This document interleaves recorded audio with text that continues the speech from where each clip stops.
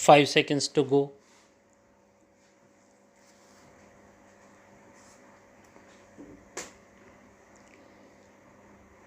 Start. Mr. Chairman and members of Commission, on behalf of the Government of India, I welcome you to this country and to this place.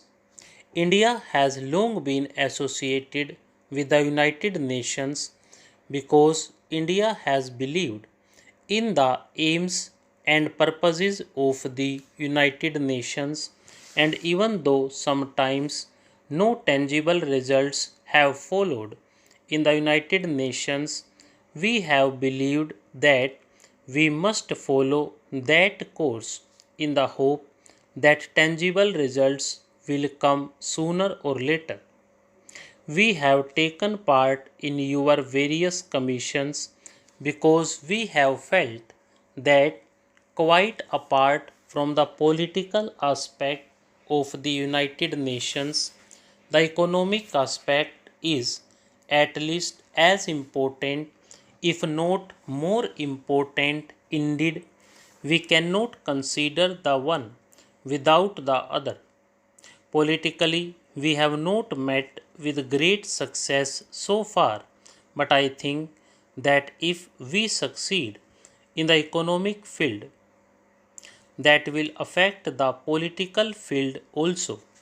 There has been talk in the past of one world in the political sense, but it is even more important to consider it in the economic sense.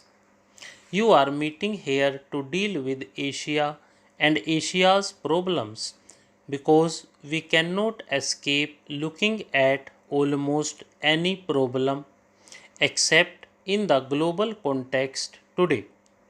Asia is big enough and the subjects you have to deal with are vast and of very great importance.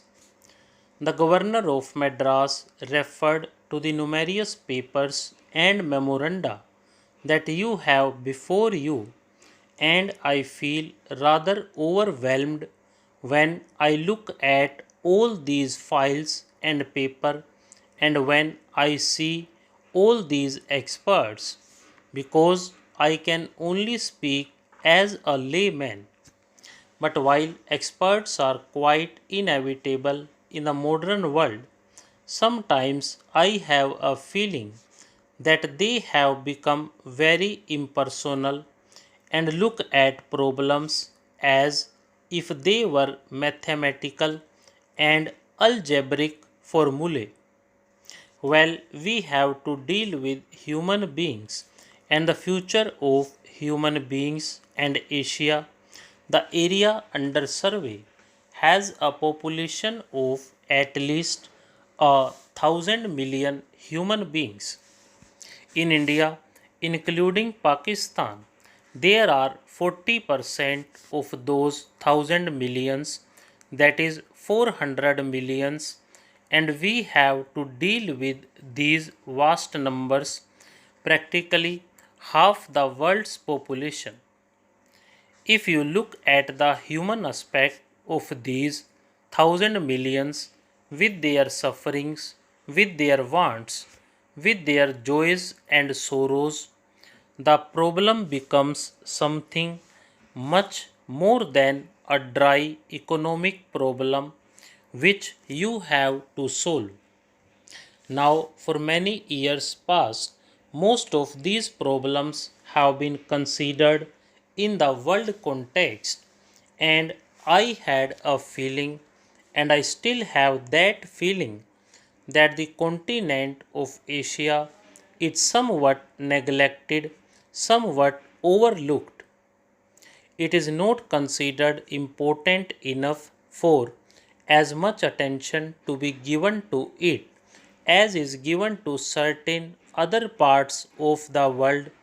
Possibly that has been so because most of the people who were considering these problems were themselves intimately connected with the other parts of the world, and naturally they thought of them in the first instance. Naturally, also, if I have to consider these problems, I would attach more importance to Asia because it affects me more intimately. About that kind of reaction apart, it is quite obvious that you cannot consider the problem of Asia or the problem of Europe or the problem of America or the problem of Africa in isolation from the problem of other countries. It just cannot be done.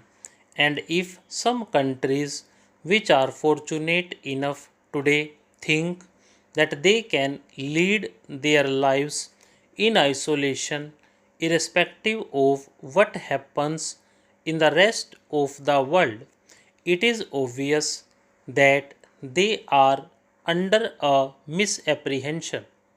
Today, if one part of the world goes down economically, it has a tendency to drag others with it, just as when unfortunately war breaks out, other people who did not want war are involved. So it is not a question of the prosperous merely out of the generosity of their hearts, helping those who are not prosperous, though generosity is a good thing. But it is a question of enlightened self interest, realizing that if some parts of the world do not progress, remain backward, they have an adverse effect on the whole economy of the world and they tend to drag down those parts that are at present prosperous. Therefore, it becomes inevitable to consider these problems in the global way and to pay even more attention to those parts which are relatively backward.